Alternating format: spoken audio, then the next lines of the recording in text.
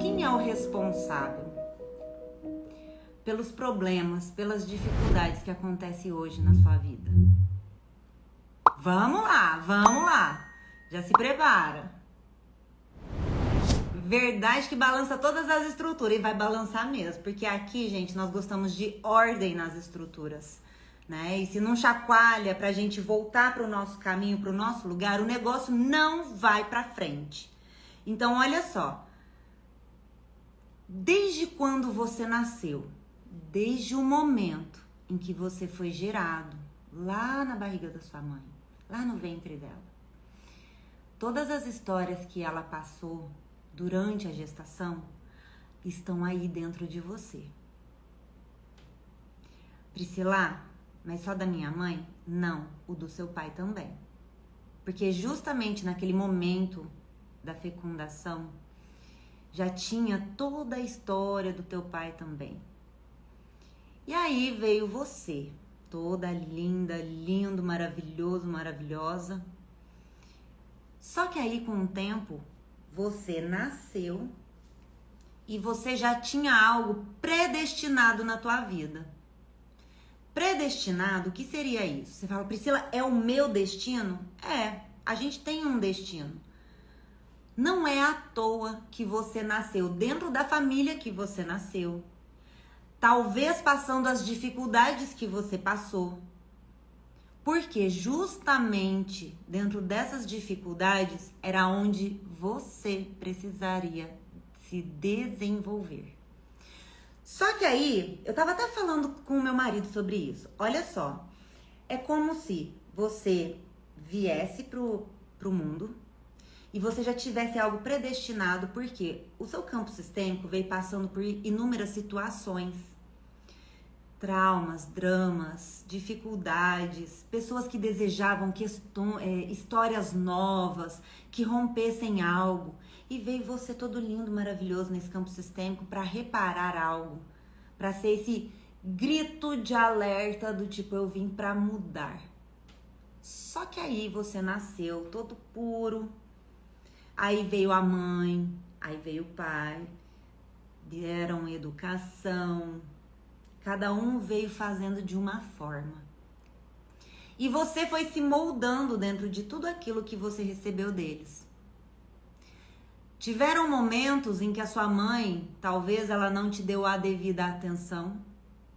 Tiveram momentos que talvez o seu pai também não te deu a devida atenção. E você teve que aprender a se virar dentro disso. Só que sem uma instrução, sem uma orientação, você fez como deu. Ninguém te explicou sobre a parte emocional. Ninguém te explicou sobre a parte do como você poderia se orientar para seguir adiante. E quando orientaram, talvez orientaram de uma forma talvez deturpada, talvez desinformada. Só que aí no meio desse processo você foi seguindo. Até que chegou num ponto que você começou a se deparar com inúmeras questões difíceis. Todas aquelas histórias que você viu, talvez da sua mãe, talvez do seu pai, começaram a surtir efeito na tua fase adulta. E aí? Bem na fase adulta. Talvez foi algum problema de relacionamento amoroso, talvez um problema financeiro, talvez um problema com a profissão, talvez, um crescimento em alguma área da vida e aí de repente quebrou, fazendo uma história muito semelhante com a do pai ou com a da mãe. E aí chegou num ponto que você nem percebeu que você está a serviço também do seu campo sistêmico e você começou a olhar somente para as suas necessidades internas, que é natural. Só que a gente olha para as nossas necessidades internas da nossa fase da infância até a nossa fase da adolescência. Na fase da infância é o momento que a gente descobre a nossa vida como um eu. Quem sou eu? Porque até então, se você pegar uma criancinha e você conversar com essa criança, a criança faz assim, é mamãe, papai, só que ele não consegue dissociar. Ele não dissocia. Ele não entende que ele, o neném não entende que ele é o único, sabe? Ele é um ser único, um indivíduo. Ele enxerga ele como a mamãe, ele enxerga ele como o papai. E aí vem chegando o processo. Até que a criança começa a crescer e ela começa a entender sobre a sua própria visão de mundo. Chegou na fase da adolescência, ele aprendeu mais ou menos daquele jeito. Talvez porque a mãe tinha que sair para trabalhar, talvez porque o pai também tinha que sair para trabalhar, ou porque a mãe ficou ausente, ou o pai ficou ausente, aconteceu alguma coisa. E essa criança continuou com aquela situação. Cadê a minha mãe? Cadê o meu pai? Conforme foi passando o tempo, aprendeu as coisas mais ou menos, vai como dá, vai como aprendeu, visualizando outras pessoas, aprendendo através de comportamentos de outras pessoas. E aí você foi para a fase da adolescência. Chegando ali na fase da adolescência, que é uma fase que muitas pessoas deixam passar por despercebido e que é uma das mais importantes, é o momento que o adolescente começa a se inserir nos grupos, para se sentir pertencente. E olha que interessante, essa fase da adolescência é onde o adolescente começa a querer se desvincular de histórias da família. Só que nesse momento que o jovem começa a abrir as asas, os pais talvez podam, talvez por medo, talvez por excesso de proteção. A gente não sabe o que acontece dentro da casa de cada um, não é verdade? Só que aí esse jovem continua daquele jeito. Aí é onde... Vamos falar o português, claro, pessoal? Faz cagada. Faz 1 milhão de cagada. E aí todo mundo fica daquele jeito, né? Fala, meu Deus, o que vai ser desses jovens? O que será desses jovens? Sabe o que será desses jovens? Peraí. Amor, como que é aquele negócio lá que eles estão fazendo que eu fiquei irritada? Eu falei, não acredito nisso. O tal do NPC. Gente, aquilo lá me estressou. Sabe o que é isso daí? Ai, flor! Só fica nisso. Eu falei, cara, o que tá acontecendo? Mas por quê? Porque justamente tudo isso começa, pessoal, a partir de dentro da própria casa. A partir da própria casa. A partir da própria estrutura familiar. É um surto isso, gente. Vocês não viram? Café. Quem pagar aqui, ó, der um selinho. Água. Ai, gente, que nervoso. Enfim, só sei que eu olhei para aquilo e falei, gente, é falta da estrutura familiar.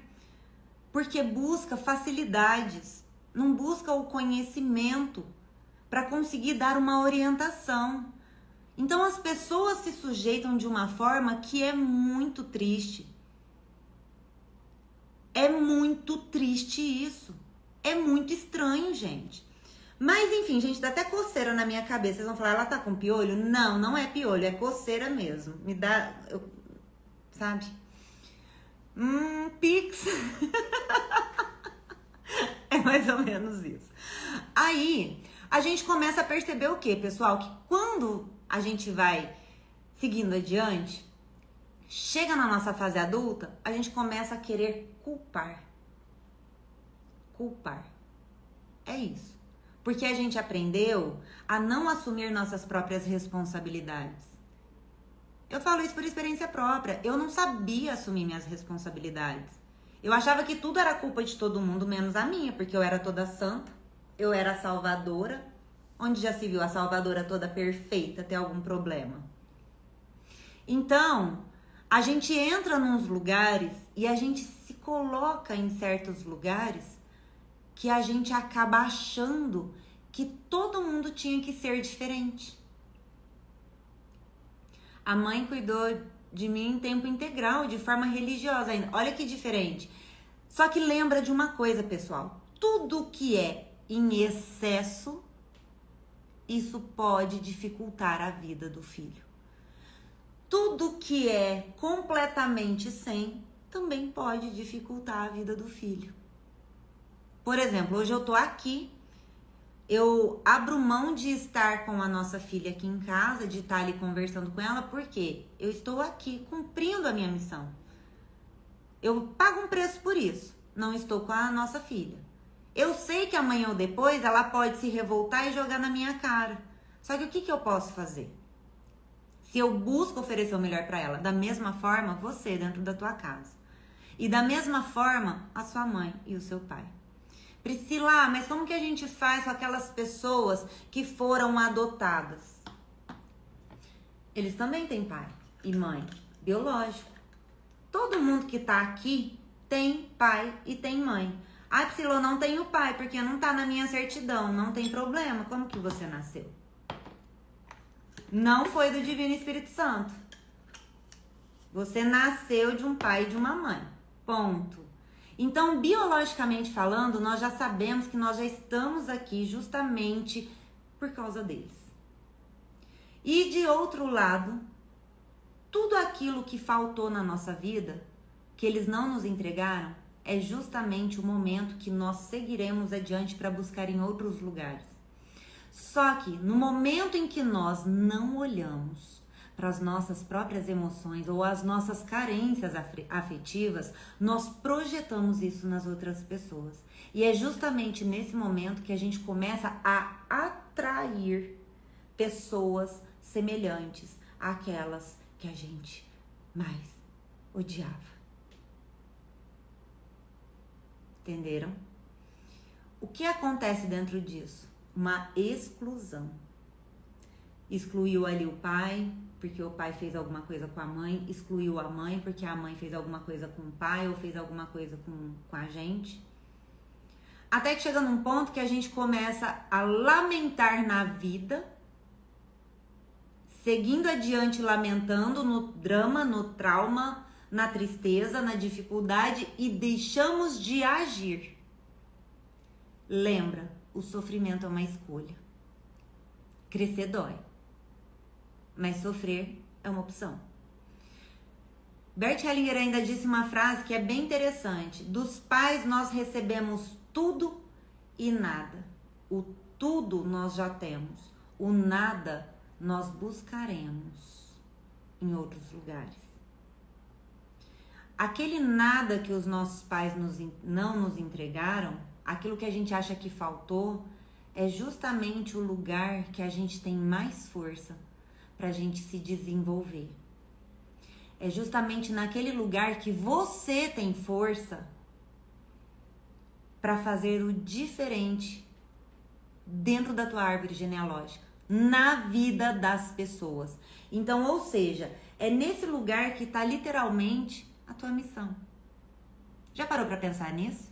E quando a gente não achava nada de errado entre os pais nem na família toda? Melhor ainda, gente, aí que você segue adiante. Mas vamos supor, você fala assim, nossa, nunca teve nada de errado, mas a minha vida não vai pra frente. Será que você não foi tão bem cuidada, tão bem amada, que, nossa, pra que você vai querer ir pra vida, se dentro de casa tem tudo?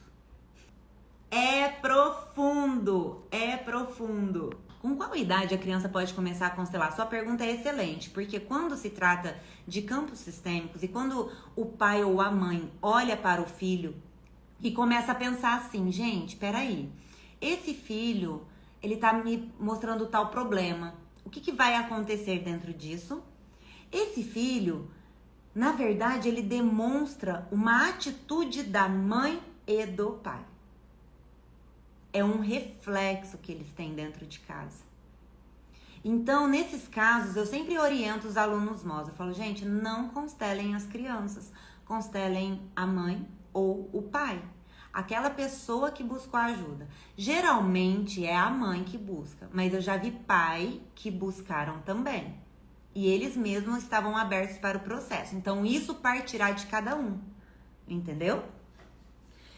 Então, olha só. Quando se trata sempre de talvez ter alguma questão na sua vida que está travada, é importante você sempre olhar para dentro de si e observar. Será que aquilo que os meus pais me deram foi o suficiente? Será que aquilo que a minha mãe fez para mim foi o suficiente? E se eu sinto que aquilo não foi o suficiente e a gente age por espelhamento, como você vai entregar algo adiante se você acredita que o que recebeu do pai ou da mãe não foi o suficiente? O Bert constelava os pais, não menores. Exato. Por quê? Presta atenção numa coisa. Vamos supor, lembra de você quando era criança? Alguma vez você viu a sua mãe ou o seu pai? Alguma vez você viu... Vanessa, você tá... Ela eu não assumo, mas é verdade. Ela tá doidinha pra sair daqui, né, Vanessa? Mas fica aí, fica aí. A verdade dói, mas ela cura. A realidade, nem a verdade. Ela dói, mas ela cura. Não foi o suficiente dentro do meu ponto de vista? Exato, Renato. Por quê? Se trata do nosso ego. E todas as vezes que a gente se pega no ego, a gente fala assim, não foi o suficiente que minha mãe fez, não foi o suficiente que o meu pai fez. O que vai acontecer? Nós projetaremos isso nas outras dinâmicas. Então, tudo que você fizer para as outras pessoas, você vai falar assim, não é o suficiente que eu faço para ela. Eu preciso fazer mais. E aí você entra numa dinâmica desequilibrada, porque você faz demais para outra pessoa, faz, você sufoca a outra pessoa vai se sentir endividada, porque aí depois você fala assim, mas você não vai fazer nada para mim? E aí começa aquele desequilíbrio que faz parte das leis sistêmicas. Aí dentro desse processo é aquele momento que você vai falar que a pessoa de repente briga ou que você revolta. Tá fazendo sentido, né, Vanessa? Fica aí. Rebelde da paz, continue. Então, olha só, eu tô desequilibrada, então. Eu já vou falar uma outra coisa pra vocês. Se vocês fazem algo pra outra pessoa, esperando que essa outra pessoa entregue algo pra você na força do muque, você pode ter certeza que você está numa barganha, você não está numa troca saudável. Porque é o próprio ego que tá ali ainda trazendo vestígios de histórias, de situações que aconteceram lá no passado. Então, todas as vezes que você para e olha, será que realmente todas as dificuldades... eu não sei receber. Então, será que todas as dificuldades que aconteceram hoje na sua vida é realmente por causa da mamãe? Será que é realmente por causa do papai? Será que você se distanciou na essência? Porque a gente sempre tem que deixar claro que as pessoas têm comportamentos. Talvez era uma mãe agressiva, talvez um pai agressivo. Isso não significa que você tem que estar ali próximo. Mas você deve respeitar esse sentimento profundo que você tem por ele. Então vamos supor, você chega e fala assim, mas eu odeio o meu pai. Mas por que você vai odiar o seu pai? Eu odeio porque ele fez isso, porque ele fez isso, porque ele fez aquilo. Tá, mas o que tá por trás dessa raiva? Por que você odeia tanto ele? Vai chegar num ponto que você vai olhar e falar assim, porque eu quis o amor que ele não me entregou. Ou seja, existe um amor aí. Existe. Acontece a mesma coisa com relação à mãe. Então, todas as vezes que a gente não se coloca nesse lugar assim de humildade, de falar, caraca, realmente assim, se você passar a olhar que eles também são simples pessoas, que a gente tira eles daquele patamar de super-herói, super-heroína, sabe? Aí a gente consegue ficar mais tranquilos. Então, na hora que a gente começa a observar, talvez você esteja olhando sob uma ótica. Talvez, vamos supor, você fala, eu tenho problema seríssimo com meu pai. Eu tenho um problema seríssimo com a minha mãe. Você está olhando através da sua ótica de filho ou você está olhando sobre o olhar de outras pessoas? Priscila, quem são essas pessoas? Talvez aquelas que você ou cresceu ouvindo falar mal de alguém. Agora eu sei porque eu fazia demais pelo meu ex. É isso! Boa, Rose! É isso. É por isso que eu falo pra vocês, tenham intimidade com vocês. Que aí vocês começam a descobrir. Então, onde que estava o problema? Será que estava realmente ali com a mãe? Será que estava realmente ali com o pai? Ou será que era com você que estava buscando reparar algo semelhante da tua família? Quando eu falo reparar, é entrar em situações, em conflitos, em dificuldades idênticas da sua família.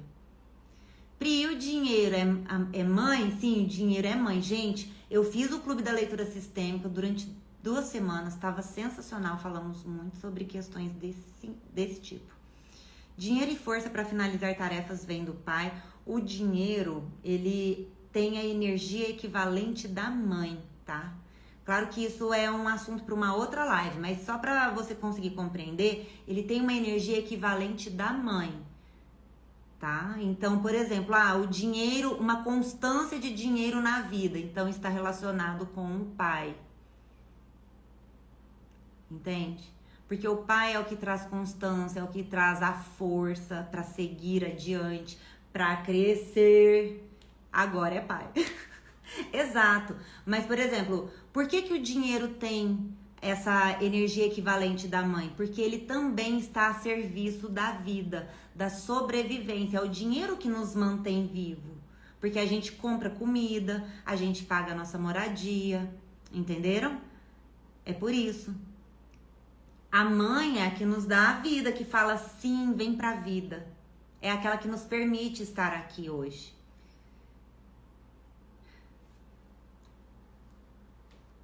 Deixa eu ver aqui. Pri, é natural você sentir vontade de sumir dessa live? Tu tá mexendo com uma parte minha que nitidamente estou negando olhar. Super natural. Super natural. E eu não tô nem aí se vocês ficarem com raiva de mim, pessoal. Eu prefiro que vocês fiquem com raiva de mim do que vocês fiquem com raiva de pessoas de dentro da casa de vocês. Porque é uma forma que leva também à desestrutura familiar. Então eu prefiro falar aqui, vocês ouvirem, vocês vão ficar com raiva de mim, mas tá tudo certo. Tá tudo certo.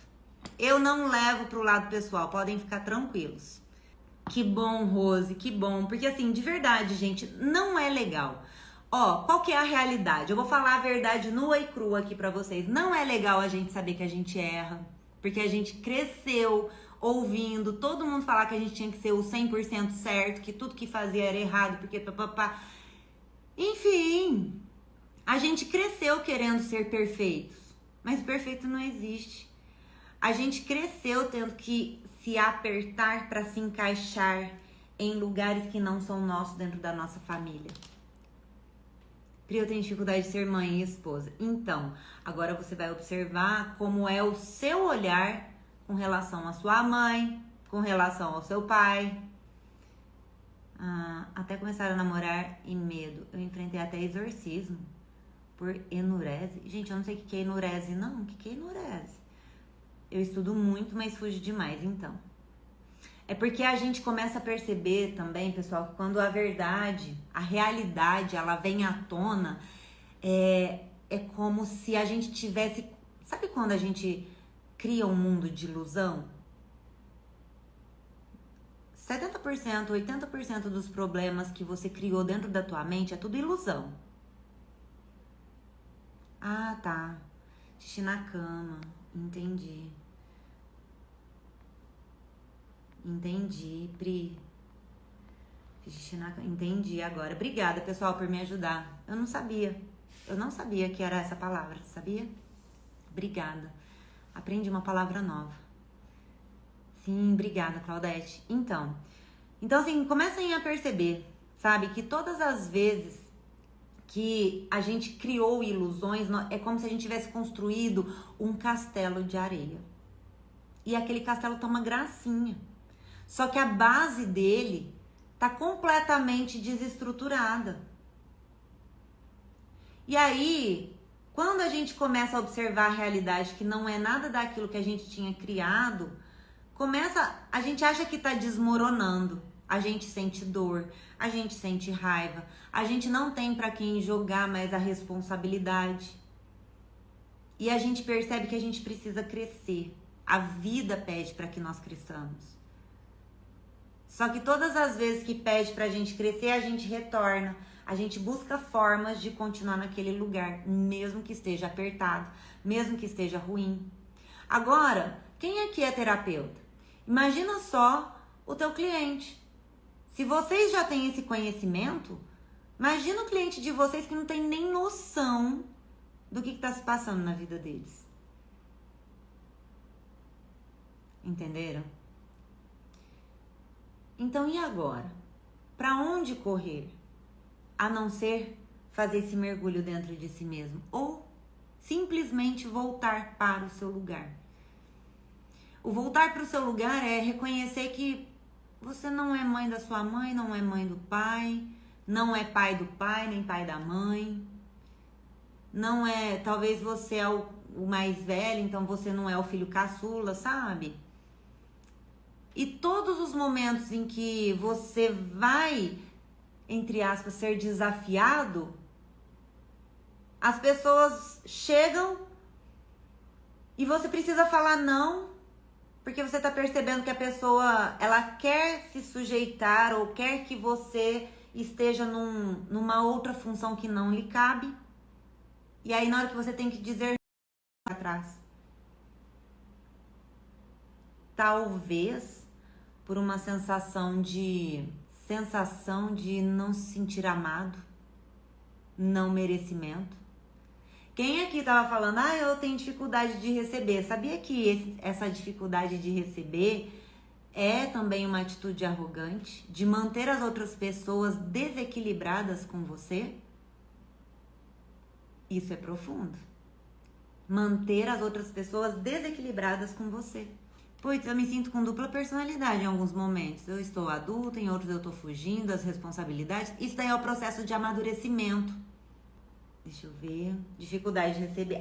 Dificuldade em pedir ajuda. Por quê? Você cresceu achando que você tinha que ser forte, você tinha que dar conta de tudo sozinho, que você, se não fosse você, ninguém mais poderia fazer. Te colocaram 1 milhão de responsabilidade. Então jogou a responsabilidade que era da mãe em cima de você, do pai em cima de você, dos irmãos em cima de você. E aí? E aí?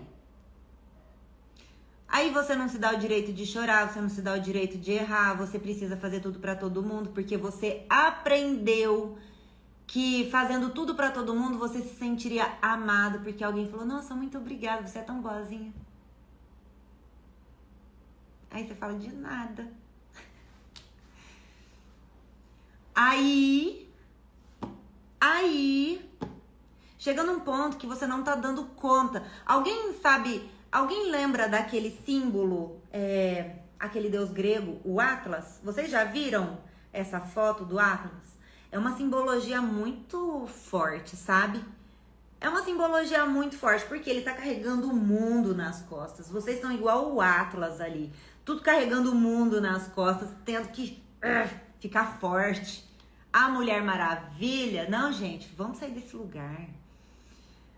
O herói é aquele que não deu tempo de correr. Tá? O super-herói é aquele que não deu tempo de correr do perigo. Nessa simplicidade, pessoal. Nessa simplicidade. Não deu tempo. Falando, nossa, eu vou correr, eu quero correr com todo mundo. Não deu tempo. Então eu vou ter que ficar aqui, eu vou ter que enfrentar sozinho. Então para com isso, porque você tá lutando por todo mundo sozinho. Sozinho. Se não correr, morre. Aí é onde vem essa sensação, né? Bate mais que tá pouco. O pessoal vai falar assim, que esse pessoal é tudo masoquista. E aí acaba engordando porque precisa ser forte também. Aí o que vai acontecer? Tem pessoas que engordam, tem pessoas que... deixa eu pensar. Se tornam narcisistas, controladoras. Porque não pode sair nada do controle. Ela tem que saber tudo de todo mundo. Então, assim, existem um monte de coisas que começam a desencadear. E aí? A questão tá em quem? No pai? Na mãe? Ou em nós mesmos? Gente, ó, presta atenção num negócio. Um narcisista, ele é muito perfeito. Ele é muito perfeito pra achar que precisa ser mudado. Doeu? Aí vocês falaram. Eles são muito perfeitos. Eles não têm problema. Quem tem defeito são as outras pessoas. Toda pessoa que precisa, que quer realmente ajuda, que quer realmente sair do lugar que se encontra, elas solicitam, elas buscam autoconhecimento, elas buscam se desenvolver. Agora, aquelas que não querem, gente, não adianta. Não adianta você chegar num narcisista e falar, você precisa de terapia, ele vai rir na sua cara. Vai mesmo. Ah, outra pessoa tá lá com um problema, sei lá, uma depressão, por exemplo. Só que ela não quer sair da depressão. Tem pessoas que não querem. Não quer buscar um psicólogo, não quer buscar um terapeuta, não quer buscar nada, um psiquiatra. Aí, se você vai e interfere, aí vem os salvadores, né? Interfere. Vamos lá. Isso é legal. De falar, vamos, né? Dar um up ali pra pessoa, dar uma chacoalhada. Ó, tem terapeutas, né? Tem formas. Tá afim de buscar? Às vezes a pessoa fala, não quero. Então, a própria pessoa tem que querer. Ela precisa fazer esse movimento de buscar. Assim como um monte de gente chega para pedir ajuda para você. Talvez um conselho. E você sabe que às vezes você é tão boa nos seus conselhos que você poderia até receber por uma sessão de conselho. Desde que você saiba orientar a pessoa, é claro. Entenderam? Então, olha só, pessoal. Eu quero até finalizar, assim, toda essa explicação, porque eu vou fazer um atendimento, tá? Daqui a pouco. Mas gostaria de finalizar essa explicação com a frase do Bert Hellinger, que eu falei um pouco antes. Dos nossos pais nós recebemos tudo e nada. O tudo nós já temos e o nada nós buscaremos por nossa conta. E outra coisa, graças ao nada que os nossos pais nos deram, é que nos transformou em quem nós somos hoje. Nos fez buscar coisas novas dentro do nosso próprio campo sistêmico. Vocês são a própria mudança do campo sistêmico de vocês. E aí? Continuaremos lamentando ou faremos aquilo que é necessário ser feito? Tem hora que sim, a gente precisa sentar, tem hora que sim, a gente pode chorar. Só que a gente precisa olhar para a nossa vida, para a nossa missão, para o nosso propósito. O que a gente veio fazer nesse mundo? O que a gente veio fazer nesse mundo? A gente sabe que o que nos faz feliz é conseguir servir o próximo. É muito profundo.